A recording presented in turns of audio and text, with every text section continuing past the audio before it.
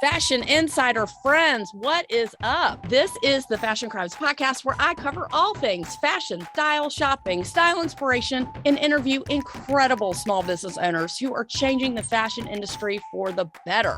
Yes, I'm the best friend you never knew you needed and the poster child for fashion over 40, and I mean way after 40. Say it with me, fashion and style are your friends, not your enemies. I'm Holly Katz, your favorite personal stylist, and let's keep it real, the only Holly you need to know. Turn it up, because I got a lot to say, and I am super stoked you're here. It's your favorite day of the week here at the Fashion Crimes podcast, of course, because it's Friday. Duh. Thank you so much for tuning in. Really, thank you. Okay, yay us. It has been in the 90s down here in Georgia, so you know that I'm still rocking my shorts, but I've been wearing cute tops and sneakers with it. I feel dressed, but not like slobbed out or anything. This is what's called an Indian summer, according to AI. An Indian summer is a period of unseasonably warm, dry weather that can occur in autumn in temperate regions of the northern hemisphere. According to Oxford Languages on Google, it's a period of unusually dry, warm weather occurring in late autumn or it's a period of happiness or success occurring late in life. How you like that? I love that last definition. During this summer, and now I've built it into a habit, I've been practicing gratitude on the daily and focusing on those things that I always say I'm going to do, but then I never do it. Like getting creative or feeding my soul by taking a dance class, which I haven't done yet, by the way, or doing a dance video by myself, which I have done. I've been meditating each day, at least once a day, and sometimes more. I also saw a video on TikTok that said, if the universe makes you slow down, you do not have to know the reason why, but it might be waiting for something like trauma or bad luck to pass you by. I never thought about it that way, to say that the universe is making me slow down with my diagnosis is the understatement of the year, obviously. And don't think for one second that I won't be watching makeup tutorials like it's my job. This is a subject where I actually need the most help. That's why I've had several makeup artists on. Let's be honest. I mean, I can do the bare minimum, but let's just say there is a shit ton of room for improvement on the makeup front for me. With that being said, I hope you listened to last week's episode, How to Buy a Wig. Whether you have to wear one or not, I hope you learned a little something about wigs, as I considered myself wig ignorant until I went to the boutique and learned. And I know I said this last week, but I still can't believe the young people wearing wigs because they want to and they don't even have to. Like people that are doing it just to do it. Like, where have I been? I've never known anyone that had to wear one, so I just didn't know anything about it. And yes, I have watched every single Schitt's Creek. And yes, I know about Moira and her wigs. And I even thought that was weird that she always wore a wig. But now I kind of get it. With the research that I was doing, I learned so much, and it's going to be very interesting to see how addicted I become to wearing one. If you haven't listened to that episode yet, then please go back and do so. That's episode 215, How to Buy a Wig. And just wanted to say again about the woman who helped me. She was like, just letting you know right now, it's going to be really hard to go back to your regular hair after this. And I was like, I can totally see why. Anyway, send this episode to someone you know. Please, if you know that they might lose their hair coming up very soon, just like me. OMG, have y'all watched Nobody Wants This on Netflix? It is so good. Nobody Wants This. That's what it's called. It stars Kristen Bell, and she falls in love with a rabbi, and newsflash, she's not Jewish. It is so awesome. It is great. So please, please watch it if you want something mindless and happy. So last year, I published my very first book, Stop Making These Fashion Mistakes. Did y'all know that Stop Making These Fashion Mistakes ranked #1 on Amazon under the fashion and style category? If you haven't gotten your copy yet, just know it's about a 15-minute read, and it makes a fabulous, fabulous gift. Is your image holding you back? This captivating and quick style guide can instantly help you break the cycle of feeling like you look just okay and good enough to feeling proportionate, empowered, and self-confident. It describes in detail the top fashion and style mistakes that people make really without even knowing it. So while learning these short style principles, you will soon understand why keeping your closet out of chaos, wearing the correct fitting undergarments, and dressing according to your lifestyle, age, and body type can do nothing but evolve your personal style. Getting dressed is something that should add joy and confidence to your everyday life, not bring you down. Just FYI. Get your copy today, and if you get a copy and write me a review on Amazon, not only will you get a shout out, but you can win an opportunity for me to interview you on the podcast about any wardrobe issues that you have for me to solve on air. If you're in need of some help, get the book, send me a DM or an email to let me know, and then you can get an opportunity to have your style questions answered on air. Now, that's a sweet deal if you ask me. I would like to be flooded with positive 5-star reviews on Amazon, so I have just put that in the universe, and let it be so. Alrighty then. This week we are talking about how to build a sustainable wardrobe. Let's first start out by defining what a sustainable wardrobe is and how you can create one. A sustainable wardrobe, by definition from Google AI, is a collection of clothing that is made with eco-friendly materials and produced in a way that minimizes waste and pollution. Sustainable fashion also considers the social and economic impact of the fashion industry, such as ensuring workers are paid fairly and have safe working conditions. This means that you are buying consciously from brands that you know that use eco-friendly, recycled, or natural materials and have a minimal impact on the environment. A sustainable wardrobe can be achieved slowly over time if this is something that is indeed important to you. So the fashion industry has a really terrible rap about consumption, pollution, and waste, as it is the number 2 pollutant in the world, second only to the oil industry. With that being said, in the past 20 years, the public has put pressure on fashion brands that produce clothing in such large quantities. Factories have really started to clean up their act by participating in practices like using up or donating their excess fabric, dyeing with less water, and putting pressure on said factories in third world countries to give their workers safe and fair working conditions. And these are just 3 things that are concerning, very concerning about the fast fashion production in the world. There are so many more that have come to the forefront of recent years, like minimum wage and really just fighting for basic human rights. If you want to dig deep into the horrors of the effects of the fashion production on the environment, make sure you watch the 2015 film True Cost by filmmaker Andrew Morgan. This is a documentary about what goes on in some of these overseas factories and how the world really glorifies and views cheap clothing. It is really beyond disturbing. What's most interesting is that Morgan states, as recent as the 1960s, over 90% of clothing was still made in the United States. Today, that is completely flipped to 3% of clothing that is made in the United States, as 97% of the world's clothing is manufactured in developing countries. As most of us know as consumers that most clothing sold in America is made overseas, it's not a mystery that when clothing is made anywhere other than the United States, this drives the price down to the customer significantly. And as most people in the world are price-driven, a lower price is obviously more attractive.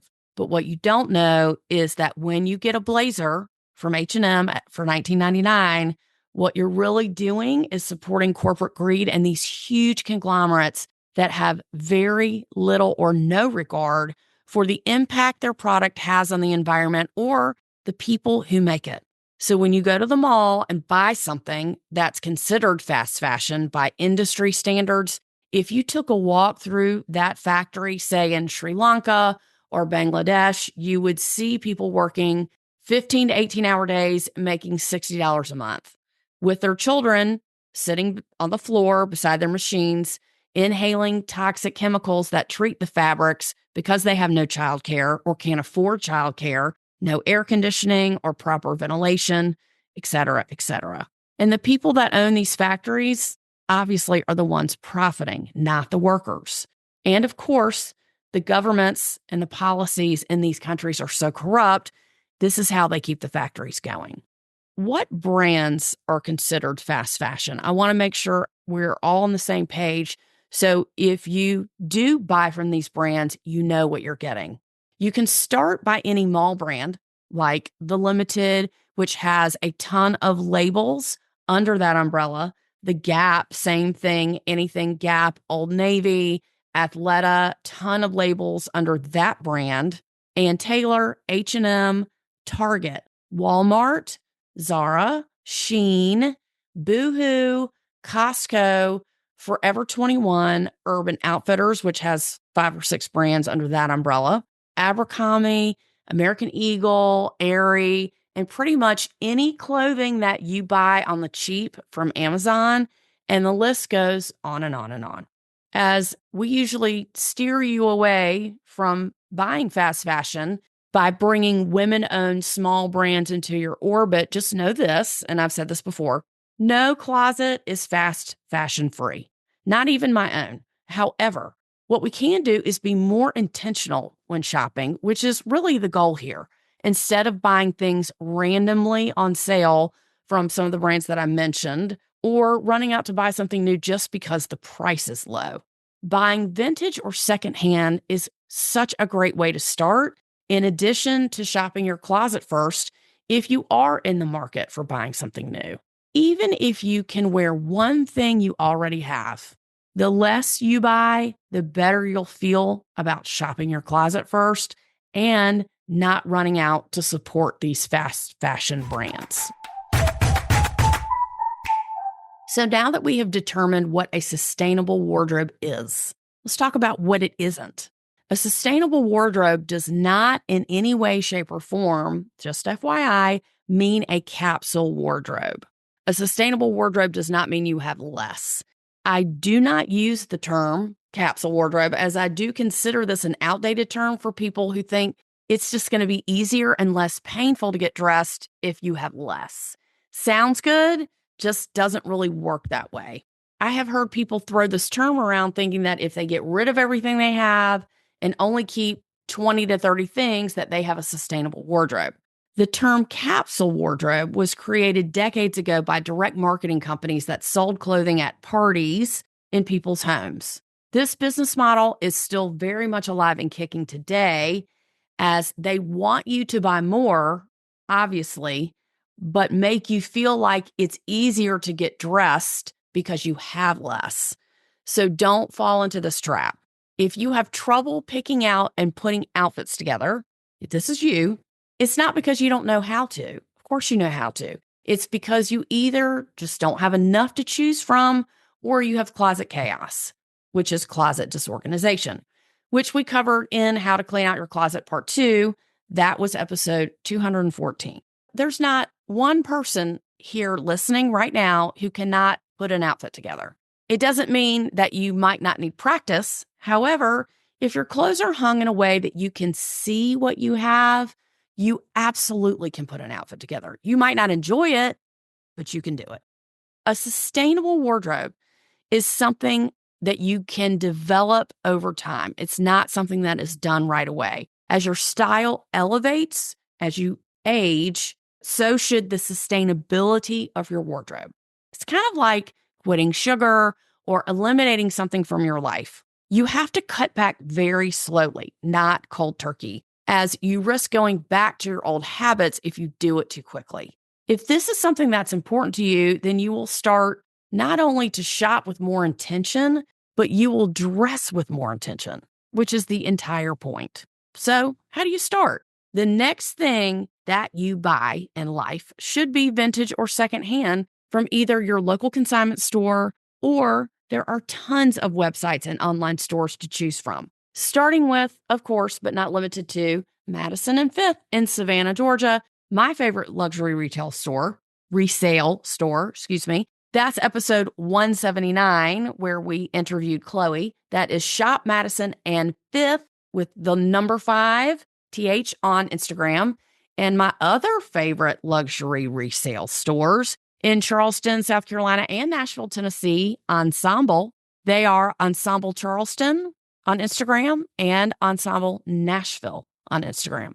So start shopping at places like these in your area or online, and you will be pleasantly surprised at the large selection and the great prices. And P.S., half the shit has the tags on it, okay? Because people can sign their stuff that they have never worn. So a lot of the stuff is brand new.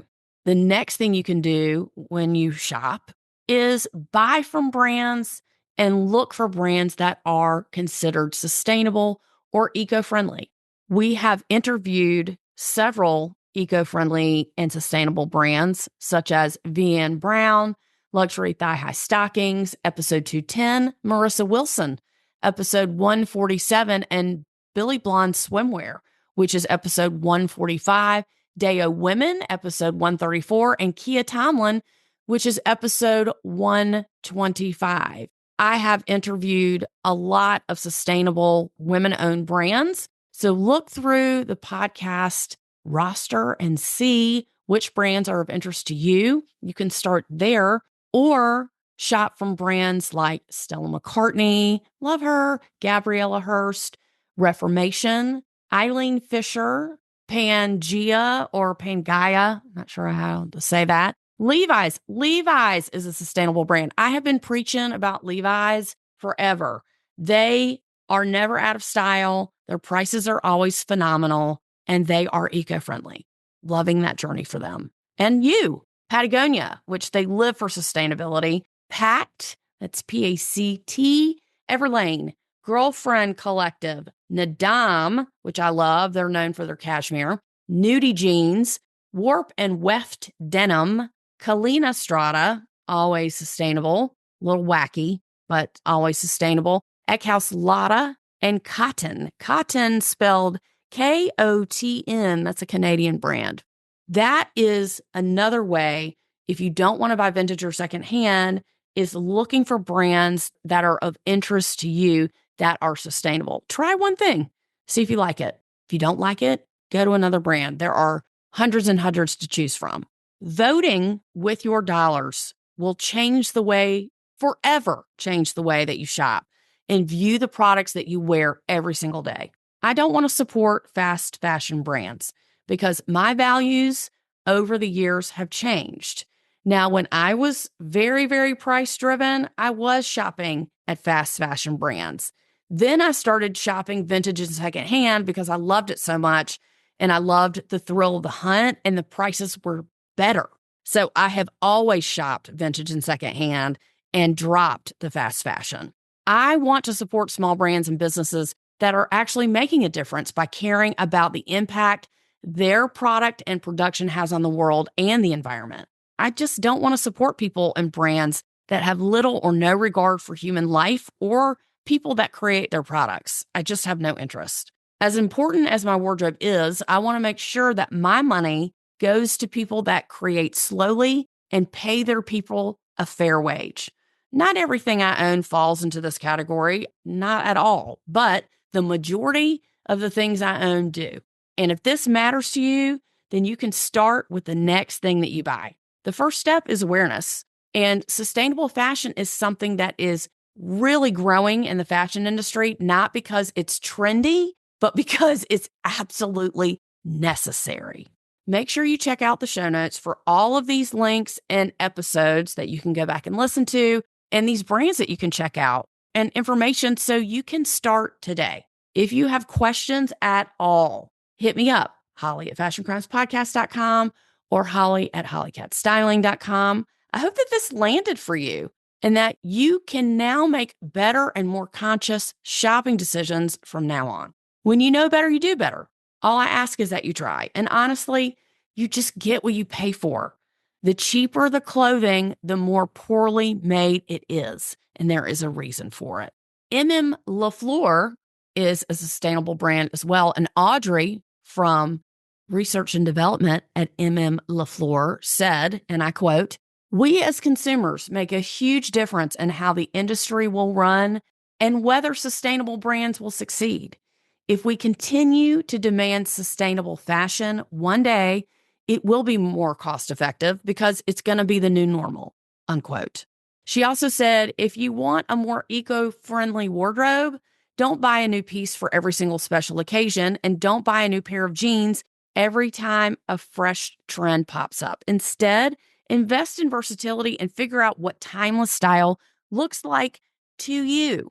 We agree with you, Audrey. We agree. Shout outs this week. Shout outs to Jane, aka Sticky Bakery Toronto. Got the sweetest email from her checking in on me. Thank you so much for writing in. Y'all, really, honestly, you don't know how much these emails mean to me, as I am truly grateful to hear from you. Sarah, again, total incomplete rock star. Listen to this.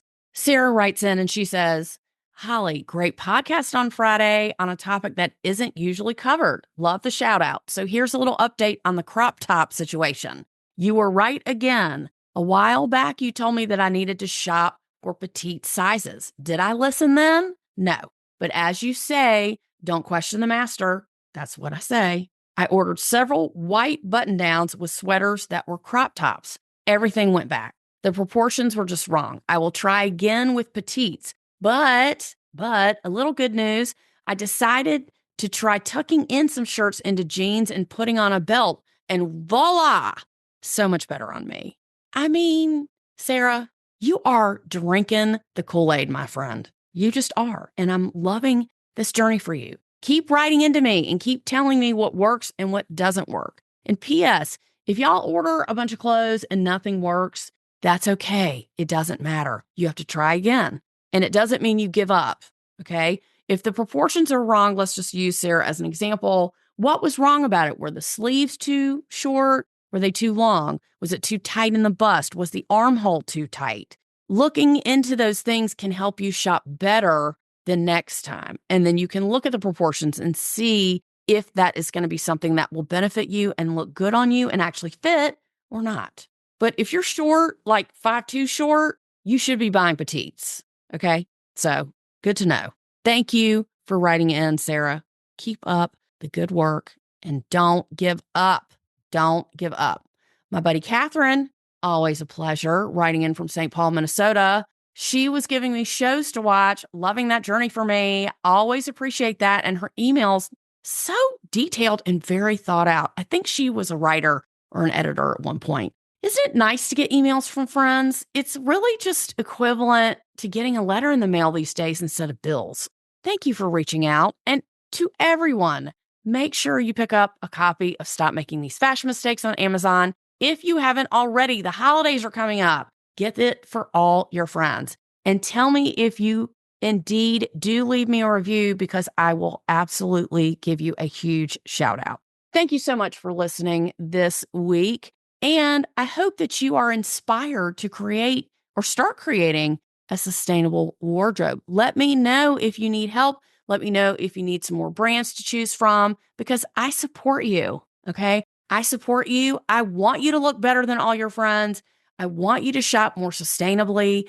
And I want you to know that just because something is priced very low doesn't mean it's a good thing to buy, okay? Just think that in mind. I can be on your shoulder every time you shop.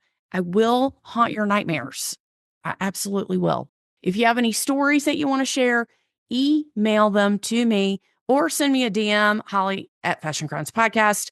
You can DM me, Holly Kate Styling on Instagram or Fashion Crimes Podcast on Instagram. Okay. And make sure you give me some feedback. Let me know if you liked this episode. Let me know if you want to hear more. Let me know if you want to hear anything else. Just give me some feedback and you can tell me you hated it and I'll never talk about it again. So just let me know. Hope to hear from you guys soon. Y'all have a fabulous, fashionable week. Make sure you take care, and I am very interested to hear about your next purchase. Bye.